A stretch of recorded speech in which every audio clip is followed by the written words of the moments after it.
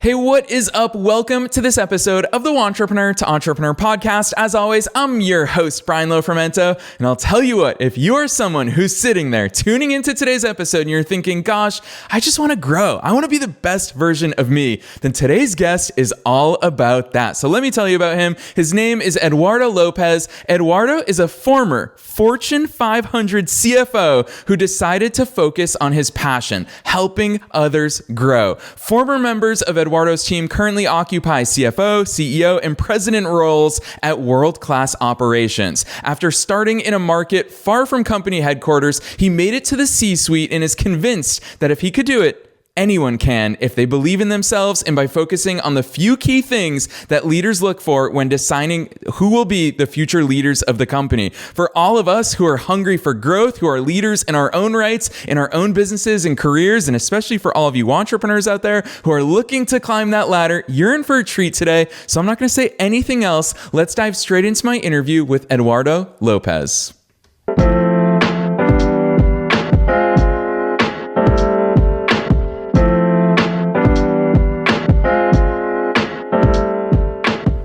All right, Eduardo, I'm so excited that you're here with us today. Welcome to the show. Thank you, Brian. I'm equally excited. I'm elated to be having this conversation. A great vibe, great podcast, great conversations that you got going on. So I'm honored to be here. Thank you so much. Eduardo, I run on excitement. So the fact that you're also bringing excitement today means that this is going to be a fun one for me. But first things first, I want you to take us beyond the bio. Who the heck is Eduardo? How'd you start doing all these cool things that you've gotten into? So I'm a person that's always been motivated by learning and by helping others. When I was a little kid, I remember that my dad used to tell me that the one thing that you need to make sure that you go, that you do as long as you're alive is to try to learn and to try to help others also learn. And that stuck with me. I have a couple of daughters. One is 21, the other is about to be 18. They keep me busy. They keep me on my toes. They're my passion, along with my wife. I have a crazy little dog, Maltipoo, called Paquita. And that's my day-to-day, my energy, and my focus is just trying to do whatever I can to provide the best for them and to also learn and share with others what to do. I'm an avid diver. Haven't been doing that for a while, but that's who I am. I find myself smiling a lot more than I realized. And I don't know, at some point I thought that might have been a problem. Some years ago, I came to embrace it, and I'm just a happy person. That's how I like to see myself. Yes, I love that overview, Eduardo. I'm going to publicly call you out. You're far braver than I am. Not only are you a diver, but you've traded the sunny scene of Mexico City for the Pacific Northwest, living in cold weather. I don't know how you did that, but obviously so much of your backstory starts with really kind of living that American dream of climbing your professional career before we're going to transition inevitably today, before you helping other people do exactly that. But walk us through your professional journey, because Fortune 500 CFO is an incredible accomplishment, which speaks to so many of your innate and worked on abilities that you built up over the years. Walk us through that path. Thank you, Brian. So yeah, it's been exciting. I started very far from the headquarters of any company that I worked on. I started as a management consultant. And from there, after a couple of big assignments, I was invited by a friend who at the time worked with Procter & Gamble to join them. So I joined that company, fantastic school, and I started with their management systems department, so IT. I'm an electronics engineer with a computer science major, and that's how I started. After a couple of years and having had projects with finance, my finance brother said, "So what the heck are you doing there? You should be in finance." And so they poached me over into that area, and ever since I became another user. I started in cost accounting. I didn't really know a lot about accounting other than the T account, and that was just by the shape more than any other technical knowledge. And from there, I was pretty much moved all over the function and ran the gamut of positions.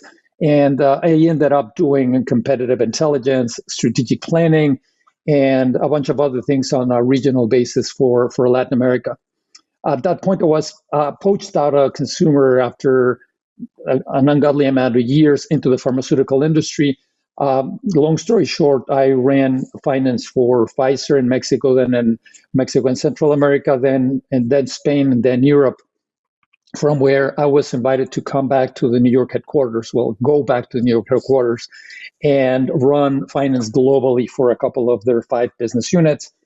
And from there, I joined Philips. You were mentioning the cold weather. So Philips moved me to Amsterdam in the Netherlands, which, as you know, is a lot more miserable than Seattle is. And I did 4 years so that I became the chief audit executive for the company. I came back to the US to run finance for their North America market. And then I joined another corporation here in the Pacific Northwest called Fluke, where I was also their CFO globally. That's when I started to really think seriously about following my passion and doing what I do now. And I decided to start my company up, VSharp, in November of 2022, so a year and a half ago, and focus on what I was telling you earlier is just my real passion, which is helping others grow, helping others develop, like I've done all through my career. Yeah, I love that overview, Eduardo, especially because where my head goes is I'm biased. Entrepreneurship is my love. I've been doing it for 16 years of my life. But with that in mind, I know that there are ingredients that guide people to these types of paths. And I even see those seedlings in your professional career, because I can't help but think, Eduardo, not everybody grows. Not everybody elevates into those positions. What are those ingredients? When we're talking about your professional career, what are those ingredients that made Eduardo not just an exceptional person in the workforce, but someone who just climbed that ladder? Thank you. So I think that the most important thing, Brian, in my mind, and this is what I tell my clients and people that I train, even keynotes that I give, the first thing that you need to have is the belief that you can.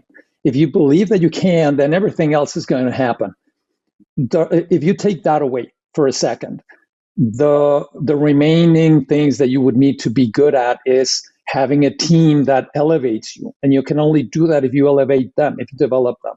Having an ability to navigate human relationships, which are not always smooth. They're sometimes rocky, complex. Having an ability to understand the strategy of whatever place you're working at. But you can have all of these things if you don't have the belief that you can, if you don't have the faith that will let you get up every time you fall, and you will fall, then you won't get there. And that's my experience, that I also at some point became convinced that I could do it and that I wanted to do it. And then I didn't let anything stop me. And that's how I've been able to also help some others who are pretty senior leaders in their companies today. It's just, if you don't believe it, no amount of technical knowledge, expertise, or institutional knowledge is going to help you. You need to believe in yourself. That's what's going to carry you. Yeah. Eduardo, you walked me right into one of my favorite quotes of all time. It's that Henry Ford quote where he once said, "Whether you think you can or you can't, you're right." And I really do believe that it's that simple. But it leads me to, I think this is a big question. I'm so excited to see the direction that you take it in, which is, that's almost the harder stuff to focus on. You can teach me how to be better at understanding T accounts and debits and credits when it comes to accounting, but it's really hard to reshape someone's mind. You've been someone who has helped others grow into those CFO roles, CEO, president roles at large companies.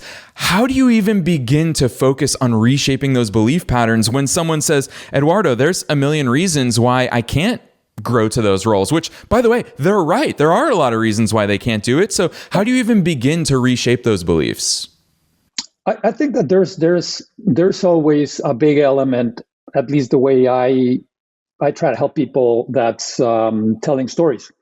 And I think that in real life stories, we find a lot of examples of the things that can really be done, right? There's abundant examples of things that have been done when everybody else thought that it couldn't be done. Example, the moonshot, right? And you remember that Kennedy said, "We do this and the other things not because they're easy, but because they're hard."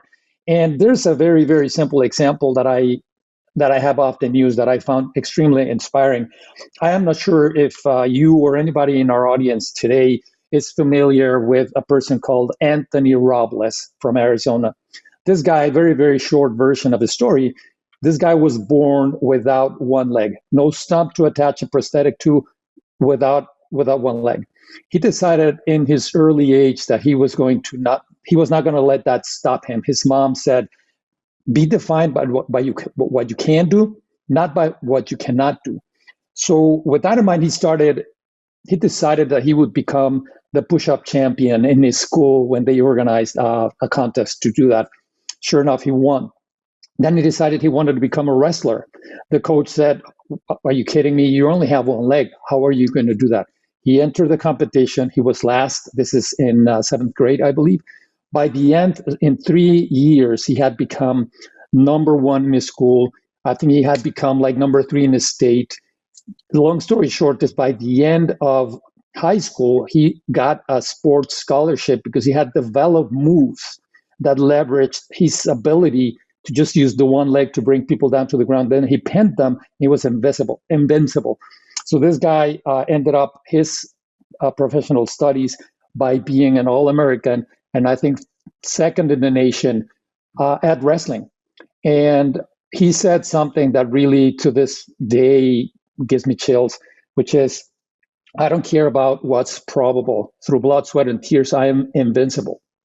And those examples are what I tell people when they are starting to think like, oh, it's hard. I don't speak English, or English is not my native language, or I'm far away, or I don't know people.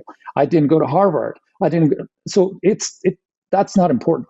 It's, do you believe if this guy could do it? If he could become a national champion of wrestling without one leg, why couldn't you find the skills and find the belief that can get you where you want to go?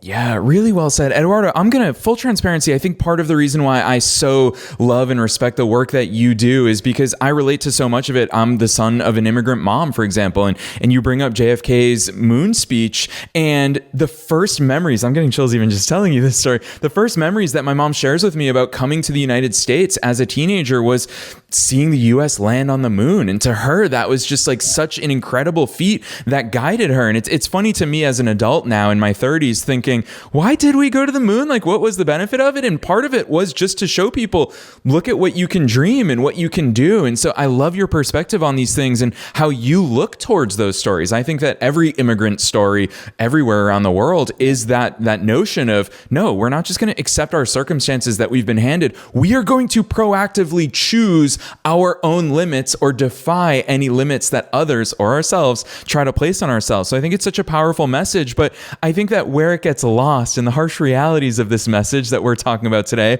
that the cynics are going to say, Brian and Eduardo, what the heck are you guys talking about? Because this stuff wears off. It's easy to get excited and inspired when we hear these things and when we see real life examples, but on a day-to-day basis, when stuff hits the fan and we are in those, it's all peaks and valleys. When we're in those valleys, how do we get out of there? Because you're someone who had a long career and you navigated those. Your career, I'm going to call this out for listeners, you didn't go without those valleys. You inevitably had those valleys. So how do you deal with those?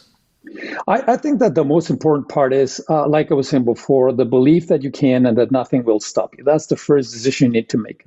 The second is you need to know exactly what drives you. What's your why? Why do you want to do what you want to do? If you are aligned with whatever it is you're trying to achieve, and that really lines up with your values, with your interests, with your passion, that's the only way that you're going to be able to sustain your will and your energy and your focus throughout the storms that you will inevitably face. You will fall down, no doubt about it. You're going to trip, you're going to skin one knee. The trick is what keeps you going, what gives you the energy. You need to get up, dust off, keep going. In my case, I was sharing my family is such a key source of energy for me. Just my illusion, I really have this ton of source of illusion of giving them what I saw my father give us, no matter the effort, no matter the hardship. It's what motivates you, what gives you energy. If you're aligned with that, if you know what you want to do, if you know why you want to do it, then it won't always be easy. There will be tears. There might be a little, bumps in the head or scrape in the knees, but you will power on because that's what you want to do. Yeah, not only may there be tears, listeners, Eduardo and I are here to tell you there will be tears. This is pretty much a guarantee in your journey. Eduardo, I do want to push you a little bit here because I think it's advice that we all have heard. I mean, Simon Sinek is obviously doing incredible work in the field of discovering your why. I don't think within the entrepreneurial space, we talk about those whys often enough. For me, gosh, there's so many things that excite me. As I said at the top of today's episode, I get fueled by excitement. You've talked so much about your family, and obviously that's a core part of who you are and the way that you show up. You've worked with so many different people with a lot of different whys. Give us some of those insights into what whys can look like, because I think a lot of listeners and a lot of entrepreneurs, they don't even know where to begin in finding their why. They know they should, but they don't know some examples of those whys. Yeah, absolutely. And I think that one of the things that we all need to realize is that regardless of what you do, entrepreneur, corporate world, you need to understand what we're saying. So why are you doing things? Let me give you 2 examples. I had a couple of clients. One of them was a consultant in one of the big firms. And he wanted to become a CFO. And that was his burning desire in the world. And he was convinced, and he knew that he wanted to make money. He knew that he wanted to get to the top. He knew that he wanted to have his, fingers on the pulse of the company. And he was so decided that was what we really focused on. What's the balance that you're going to bring to that? And are you okay with that balance? Because that's going to have a price on other things, maybe your family, maybe the hobbies that you want to pursue, maybe a little bit less travel or some other sacrifice in the shorter term. The long story made short for this person is that he is now the CFO of a bigger company that I always was the CFO for, and he's happy like a fish in water. He's like thrilled. The other side of that coin is I had another client who was also very, very successful investment banker, and she's originally from India. And at some point she was doing really well in her career, but was not feeling fulfilled. And she felt that something was missing, that there was something else that she wanted to do. And what she ended up deciding is she loves helping others. So she left a pretty juicy, very attractive role in investment banking, and she moved back to India in a non-governmental organization, earning like an eighth of the money she was making. But she's happier than she's ever been. And the only reason that happened was because that she really found that she wanted to spend the rest of her life, at least professional life, helping others, do better in that part of India where she's from Jaipur. And so that motivation is what really helped her power through the difficulties of leaving her investment banking job, leaving all of that money she was making, living the life that she was living in the U.S., and then heading back to India, to that poorer region of the country where comforts are not as abundant as what we have here, and she's happier as she's ever been. That's because she found her why. Same as with my CFO friend, who's now working 16-hour days every day, 7 days a week. Not everybody can take that, but he's happy as a clam because that's what he wanted to do it, and he knew why he wanted to do it. Yeah, really powerful real life examples. And I think that they illuminate really the easy why, the why that so many of us think before we've found our real why is it's easy to chase money. It's easy to say, well, I just want to make more money because that's something that we can actually measure. We can log in and see our bank account balance. So that's something that's easy to pick on. But I think the harder stuff, gosh, we're getting into like these really ethereal topics, happiness, excitement, joy. I'm going to pick on that P word of passion because Eduardo, a lot of people probably tuned in here today and they heard me say it right in your bio that your passion is helping others grow. And I remember in my teenage years, in my early 20s, when I was a newer entrepreneur, when I would hear these stories of people like you, Eduardo, I was like, so what? You just woke up and you knew your passion? Like, how did that happen? I haven't had that moment just yet. Walk us through where in your journey you developed or uncovered, I don't know the right verb to use there, but really discovered that passion of yours and how that started to guide. You made some big changes. You're one of us now. You're a fellow entrepreneur. How'd that happen? Thank you. So that was, I think, similar, and probably even a third example that I could offer along with the other two that I just gave. I ended up, like I said, I started in the technical world in IT. I was invited to join finance. I enjoyed that ride tremendously. The things that I got to do, that I was fortunate enough to get to do, are things that I used to only read in business magazines, like deciding what company to buy or what part of the business to shed, that kind of thing. I enjoyed that immensely.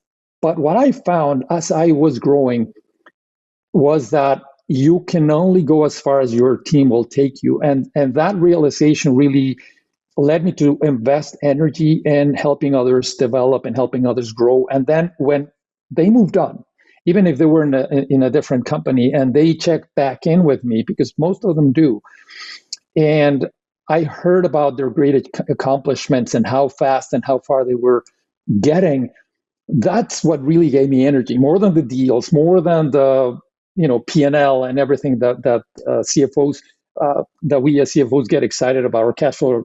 These are all great things. I love them. But I got so much happiness out of hearing how people that work with me were able to leverage or work together to get to where they got. That's how I decided at some point to change my career. And I have a bunch of friends where when I said, listen, I've done this for a while. I'm happy doing it. I don't know that this is satisfying me as much. I want to focus on what really, really drives me, which I found over the years is helping others. And more than a couple told me I was nuts. Are you on drugs? This is a plum assignment. Why would you leave this job? Et cetera, et cetera. It's over the years, Brian, to your question, that I discovered this is what really, really filled my soul, and why I decided to move off of that, as my friend said, plum job, and start entrepreneurship, which is not always an easy journey. And you need to, going back to my point earlier, know why you want to do it, know what is you're trying to accomplish, because it won't be easy. Money doesn't start pouring in just because you open doors for a business. You need to know what you want to do. You need to be able to sustain those headwinds and to keep on pushing. And I think that's what every entrepreneur, regardless of the business, needs to be aware of and keep front and center. No different from any other person in corporate America or in corporate world. Yeah, I think there's something so revealing in that answer that you just shared with us, which is you brought up that word energy. And I've found the older and the wiser that I get, even though I'm still relatively young, the thing that I always think of is I just pay attention to what gives me energy. Eduardo, we all do things in life, in work, in relationships, whatever it may be, that either give us energy or cost us energy. And I think the older that I get, the more cognizant I just am. I'm just like, when do I feel energized? And clearly I feel energized behind a microphone, which is why I think I have the coolest job in the world, because I get so much excitement through talking to amazing people and entrepreneurs like yourself. And so people always ask me, I do 8 back-to-back interviews on our recording days. And people always ask me, gosh, aren't you exhausted by the end? And I'm just like, no, I am even more energetic at the end than I was at the beginning. And I think that that's so revealing. And when you talk about when you start your business, everyone thinks it's that old adage, if you build it, they will come. Everyone thinks that when I launch my website and post it on LinkedIn, boom, I'm an entrepreneur and I'll have clients and customers raining from every corner. But the truth is obviously not that. And so I want to talk to you about that transition as someone who worked in corporate for so long at the enterprise level. Eduardo, what was that transition like? You went from having day-to-day responsibilities, someone else dictating to shareholders, here's the direction we're going in, to now you are the captain of your own ship. What did that transition look like? Especially take me back to your first Monday. That's always the day that I love to hear stories about. Well, so I think that I'll preface that answer by saying that you are whatever you were before, and on that Monday, you are the CEO. And I don't mean the chief executive officer, I mean the chief everything officer. And that was my first shock. The fact that when you're in corporate world, I mean, you know you need to swim. You know you need to swim fast and a lot, but the pool is built. You have your swim lanes. There's everything there. There's towels. If the water is cold, you have somebody to call to make it a little warmer. And so you're told which is your swim lane. You get in there, you start swimming. That's corporate world. When you start your business, you're going to eventually end up swimming. You're going to eventually have some swim lane, but you need to first find a plot of land where you want to build your pool. Then you need to build a pool. Then you need to fill it with water. Then you need to build swim lanes. And so all of these things, all of those decisions, the fact that I didn't have anything where I was used to just pick up a call and have somebody come help me with my computer, that was my first shock. That was my first Monday, Brian, was just figuring out, okay, gosh, my mail wasn't working well that first day. I remember that when I just said, okay, today I start. And I had one client that was willing to have at least a conversation. I just couldn't get my computer to work. And so that was the first shock realization that the world is different. You need to now be able to juggle not only the many things that you will need to do as a chief everything officer, but it's also the emotional ups and downs that you're going to have because you're frustrated that the computer's not working. On the other hand, you need to be smiling to your client. On the other hand, you need to be focused on yada, yada, yada. So that was my shock, the realization that now there's a lot more that I didn't appreciate quite fairly before. That's so important that I was taken for, it was a given. And now I needed to build it and have it and construct it and just understand it. That was my first shock. Yeah, I love that story because that's the reality of the situation. People want to talk about, all these things that have worked well in our entrepreneurial journeys, but you giving that example, it's something that, and it's not a one-time example. We all experience that. I have those tech days, and I feel like it's just things that go around in the air where we're all just like, why is nothing working today? And that's the reality. And CEO, Eduardo, you're the first person I've ever heard who said chief everything officer, but it is the most accurate depiction of entrepreneurship. I want to ask you this though, because obviously entrepreneurship in life is about that duality. And so much of it is we have to focus on growing our businesses. We have to focus on being the chief everything officer, but we also have to focus on, as you said, putting a smile on in front of clients and serving others. And I personally know, having done as much research about your business as I have, that what really lights you up is serving those people, is helping people grow into those CFO roles, CEO roles, CXO, whatever it is that they want to do. Talk to us about how you balance that in your mind. Do you carve out executive time to focus on your business? How much of your business is just Eduardo being of service to others? I'd love to hear how you balance those.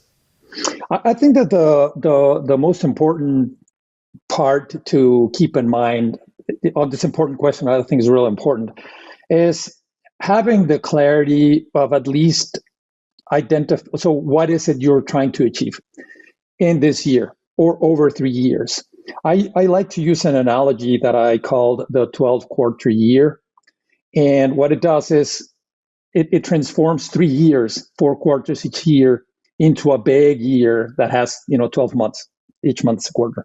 And so I like to start by at least imagining what I think I want to accomplish over that period. And that break that down into quarters, years, then into quarters, into months, then into weeks, then into days. And so that focus, that clarity is what really helps keep things in mind or just really drive that part of the energy. Is a focus. What is it you're trying to accomplish? And just focus on those few things. Because if you're going to spend your whole time worrying about my computer doesn't work, then you're going to lose sight of the things that are really important to move the needle towards what you want to accomplish at the end of those 3 years. And that's why, or that's how I, for myself, identify those things that I must not forget, that I must not neglect, that I must focus on no matter what, even if it's sleeping 2 hours that night. But there are certain things that you must do in order to move the needle, and the rest is secondary, even if it's short-term important, like it could be, like the computer could be. There's bigger considerations that you need to carve out and use that executive time, like you called it for. It's think time. How are you going to move the needle to get to where you really want to go? And then the rest is tactical.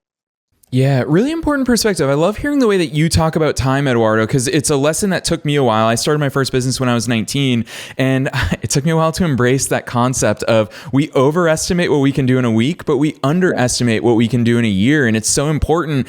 But I think it comes to something that it appears to me, and this is why I'm going to ask you this publicly here on the air. It appears to me that you are a master of patience, that this is something that either you had innately or something that for sure you've worked on along the way. I find that to be something that's so difficult, especially for newer entrepreneurs, whatever age they are. It's just, we know what we want to do and we know that we want to do it now. And so to hear you, I operate in quarters. I love that you shared that with us. And so to hear you talk about, well, these things are going to have to wait for Q2, Q3, Q4, Q8. I love this concept of having more than just 4 quarters in the 3-year process.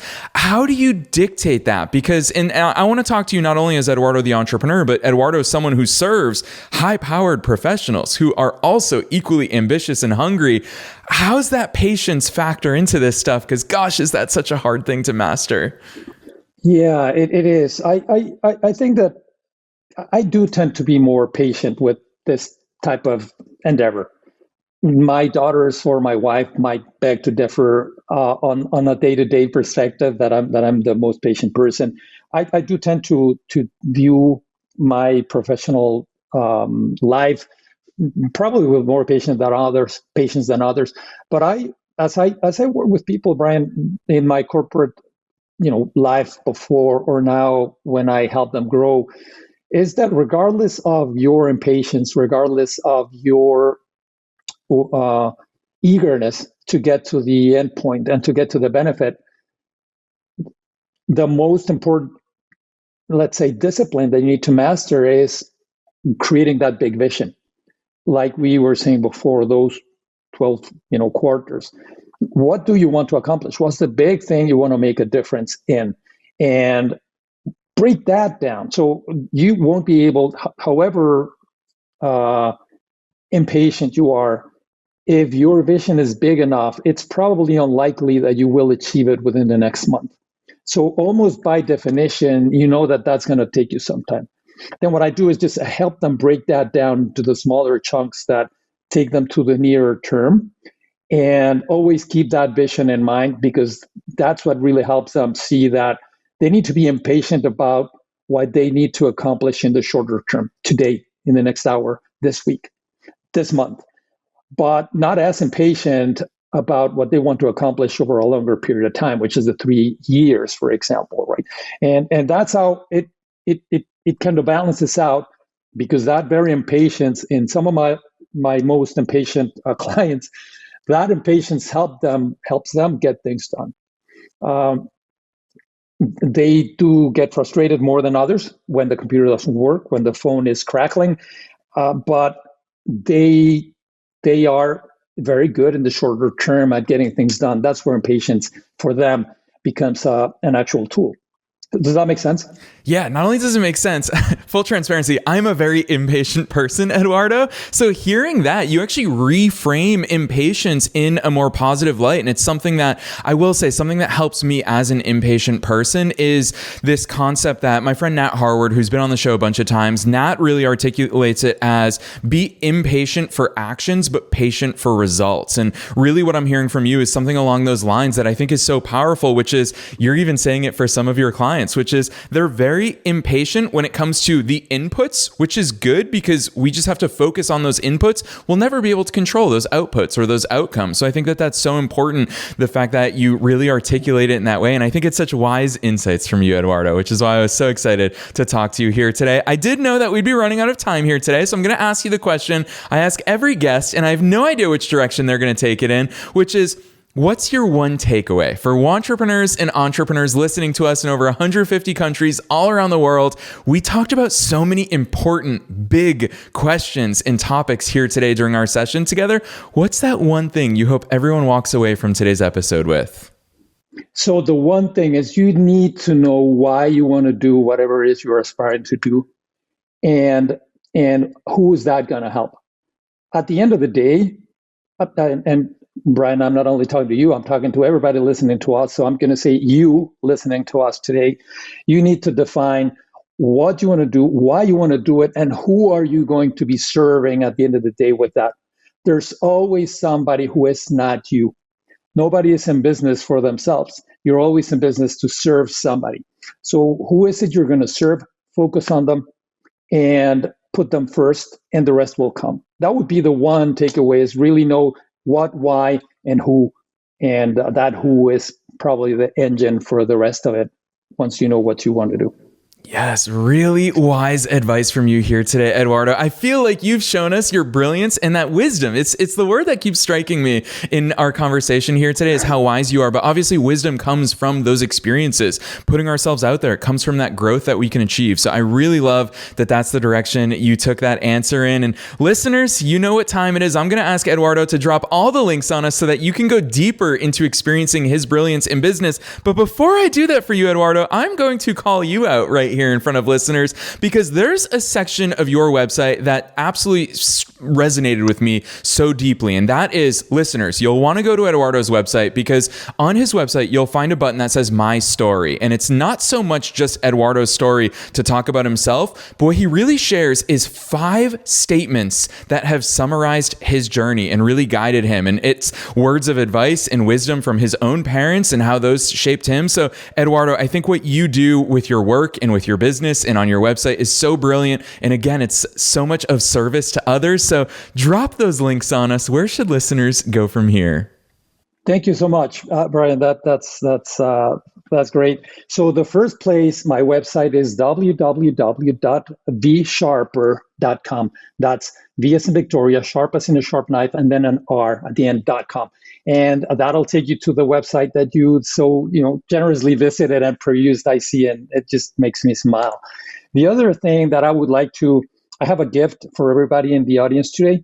So please go to HTTPS and colon / all of that. The link is freecourse.buildyourgrowth.com. So free course, single word, .buildyourgrowth, single word.com. And you're going to get access to a free online training on executive presence, which is a high level 1-hour training that I'm pretty sure you will enjoy. And with my best wishes, you can go get that there. And the other call out that I'd like to do, just the last link that I'd like to drop, Brian, would be, I'm always looking for things to work on to help others. I'm starting to create some online courses and write some articles. I would love to get everybody's input, as many as I can, on these things. And so there's another link that I would like to share today, which is the same thing. It's called topicresearch.buildyourgrowth.com. And that'll give people a little bit of a sense of, hey, would you be interested in some of these topics? Executive presence, effective business writing, finance for non-finance managers. Would you like me to research an article? And anybody who wants to go there and just help me pick a topic, and I will invite you for a very, very brief conversation. And then another gift, and I'll stop with this. It's if you go to same HTTPS, etc. It's growth tools, single word, .buildyourgrowth.com. You will find there an ebook that has a bunch of resources, very easy, very practical to apply with your team, with your executive presence, with how you communicate with stakeholders or your bosses within your company, etc. It's all free. It's for you. Enjoy it. And I hope that it is helpful. And I really, really enjoyed having been here, and I would enjoy more conversation with you and with anybody who wants to go and take a look. Yes, listeners, the good news is you do not have to remember all those links. We're dropping all of those links down below in the show notes, wherever it is that you're tuning into today's session. And you're going to get a heck of a lot of Eduardo's brilliance in those links. So definitely check them out. A free course about executive presence is something that benefits every single entrepreneur or entrepreneur. You can benefit from that, and it's free. We all love that word. So Eduardo, that's super generous of you. And I think all these links just show how much you show up out of service. So listeners, definitely check check those links down below in the show notes. And Eduardo, on behalf of myself and all the listeners around the world, thank you so much for coming on today, sharing your story with us and your brilliance and all of your experience and perspectives and stories here on the Wantrepreneur to Entrepreneur podcast. My absolute pleasure. Thank you for having me.